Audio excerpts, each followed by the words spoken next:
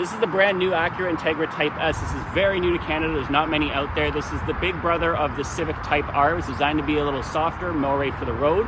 But let's take a look at it and see the differences. If you want to see a shorter 60-second clip, no problem. I've got you. It's already put up. This one we're going to do a deeper dive. But I just want to say quick, I do not get these cars from manufacturers. We buy all these cars, so I'm free to say whatever I want. If I think it should, I'm just going to say that, but it's not going to be the case on this one. This is the engine. So you're powered by a 2-liter 4-cylinder turbo engine. This red is actually done to match, it's the same paint color that was on the NSX engine cover, so that has a little throwback, and you've got Type S written across here just to show that it's a little special. There is a difference in how the power plant puts out. The Type R has majority of its torque right at the high end of the range, whereas this has mid-range power that the Type R does not have, so you have a lot more power in the middle. I can't get over the looks of this car. I know it's a 4-cylinder, but look how mean this thing is. It's ridiculous. From every angle too, and we'll go through it. Right off the bat, you've got functional heat extracting vents on the hood, which reminds me a lot of the ones in the CTS-V.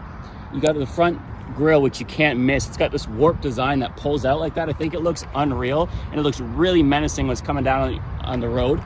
If I lower down too, the bottom half of this actually goes into be brake ducts, which is not exactly where you'd expect to see them, but it is what it is. And if we come over here, they've actually stamped in Integra into the bumper, which is a throwback to the original ones. You're gonna notice this wide body look to it. This is actually 3.5 inches wider than the other Acuras, and it comes down to these fender flares they've got on them, which look amazing. Everyone who's seen it so far, it's the first thing they point out. So it makes this car a lot wider, but man, just look at that.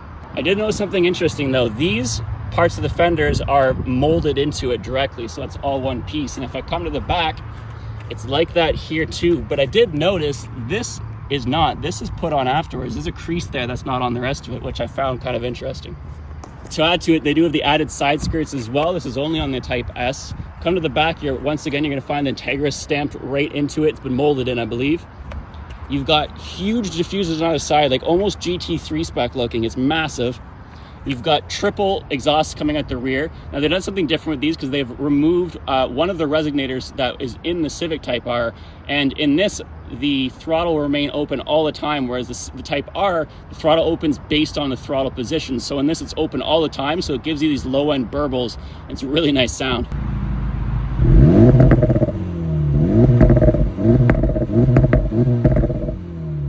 Go over and talk about the tires and brakes real quick. Before we do, you have the Type S badge on the side. All of the Type S will come standard with 19-inch rims. You've got Michelin Pilot Sport tires, and you've got Brembo brakes that come standard. So this is an upgrade over the other Integras. They will not have that. Only the Type S will come with these. Now this is a slope back, a hatchback technically. So when you open the back, this goes straight through. There's a good amount of room, and if you put those seats down, you'd be pretty solid too. I like when they do the privacy shields up top as opposed to being lower down. It just makes this a little easier to load in and out of. Take a look inside. So this one's done in red leather. All of them will come with perforated Alcantara on the front, and if you look closely, you can kind of see the red in between the perforation, which is kind of a nice touch.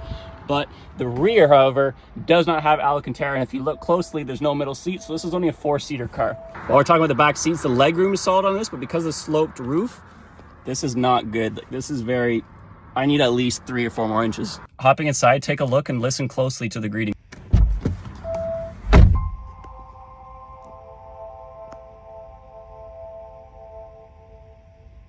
Not sure if you can hear it all, but it's very tranquil. One of the first things you notice as a driver when you sit in the car is the digital dash that's sitting in front of you, and just kind of make or break it because this is right in the center of your view.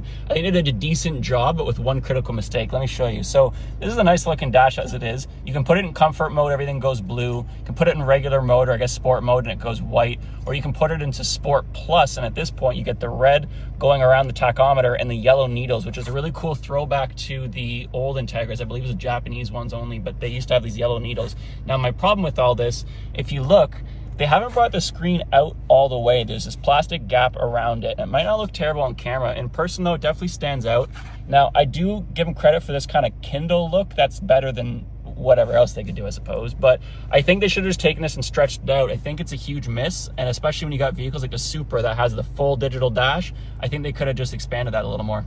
Overall, I really like it in here. It's a really nice steering wheel. It's thick enough. It's nice to grab. It's been redesigned. You've got the heated steering wheel options right here, right above the Type S badging.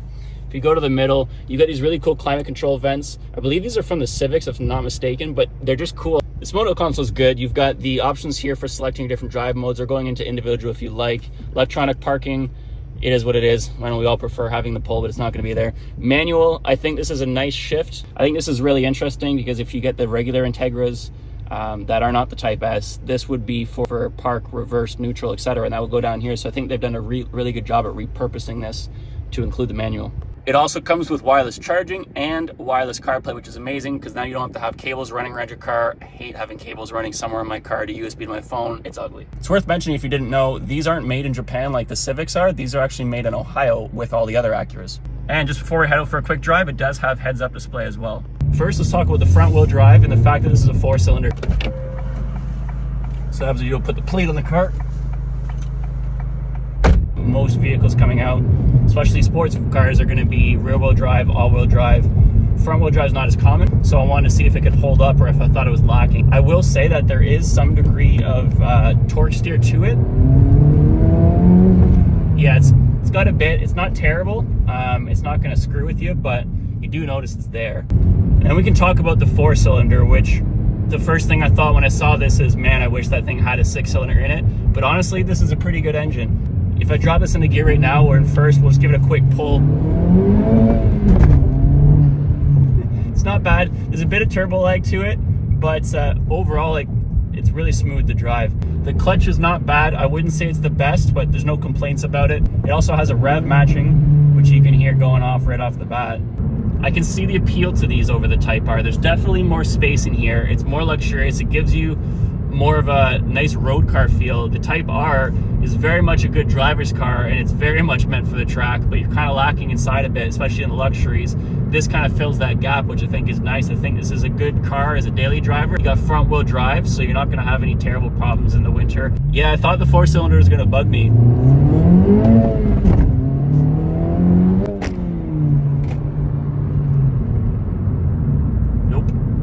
Feel the suspension difference in this versus the Type Rs, for example. I don't feel like I'm missing out, but I do notice it's not as jarry as the Civic Type R was. Yeah, I can see why people would want these for sure, even over the Type R.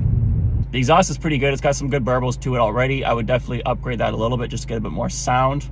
I think the drive was nice. I think you could easily take this around year round. You could bring your family in it. I don't think you'd complain, especially if you just had 2 kids in the back seat. I think it would be perfect. And now for the question, would you take this over the Type R? And I think that really depends on what you're looking for. Personally, I would take this one because this has a lot better interior than the Type R does. And I know they're driving cars are sports cars, but you're going to spend 90% of your time in the car looking at the inside. So I like the creature comforts around me to look a little nicer. As for the drive, well, if you're looking for something to go on the track, take the Type R. If you're looking for a street car, I think this is a better option. Not that the Type R is only for the track, but you're going to notice it's much more rigid, much more jarring in suspension, things like that. The torque and the power is going to be more at the high end, which you're not going to get to really utilize in town legally. That's just my opinion. I'm genuinely interested in yours though, so throw it in the comments. I'm not someone who gets offended by things. If we disagree, let's talk about it back and forth. I love those conversations. So let me know what you think.